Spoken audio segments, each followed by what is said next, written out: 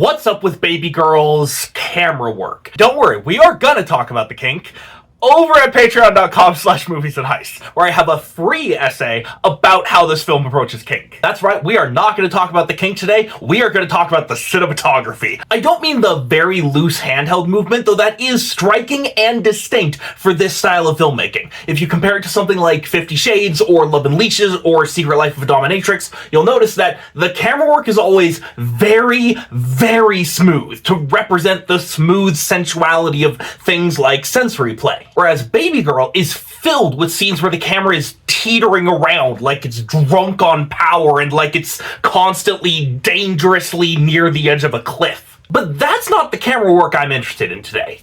I want to talk about the depth of field. If you're not familiar with the term, depth of field, or DOF, is the term used to describe the size of the area in your image where objects are acceptably sharp. That's a quote from Studio Binder. It's where the focus lies, and it's where the subject is in focus. In this shot, for example, I am in focus, that bed is in focus, that closet, everything in this room is in focus. It's an infinite depth of field. Contrast that with something like this shot, where the character is very much in focus, but nothing else is. And in Babygirl, the depth of field is incredibly narrow. Whenever the actors sway just a tiny bit, they go out of focus. Even if it's not an intentional sway, even if it's just the amount that our bodies naturally move when we talk. Like, did you notice right there, my body just moved like a centimeter during naturally move when we talk? That clip right there. Even if the actors move just the normal amount that people talk, they go a little bit out of focus. It almost feels like the first AC, the person who makes sure that people stay in focus when they move,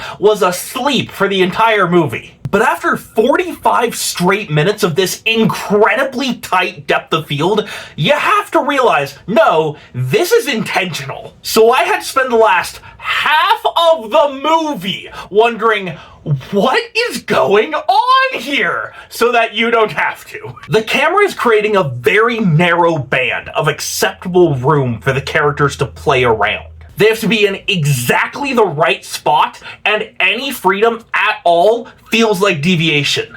Just like society creates very narrow bands of what is acceptable bedroom play, and any movement outside of those bands feels like sexual deviation. And these characters are constantly breaking out of the camera's constraints, and they're constantly breaking out of society's constraints, even if it's just a little bit. And that little bit of movement is enough to threaten everything for them.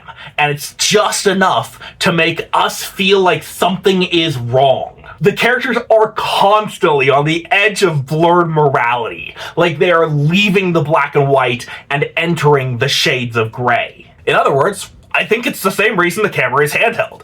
The characters are always dangerously close to the edge. And with the depth of field, they are literally on the edge of clarity. If they move even a little bit, the characters will be fuzzy, and the morality will be fuzzy, and their reasoning will be fuzzy, and the ethics will be fuzzy, and the consent will be fuzzy. I mean, even in the best of times, this movie is dubcon. And these characters canonically have no interest in staying in the safe zone. The danger and the fuzziness is what makes it worth it to them.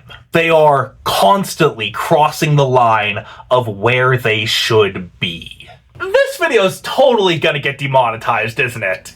Well, if you want to help with that, head over to patreon.com/moviesandheists, where I have a free essay about how this film approaches the kink, and also you can get these videos a week early, and also you can help to fund my kinky heist movie. Special thanks to these patrons for helping to fund my movie. Follow me on YouTube, Blue Sky, and Red Note for more movie love.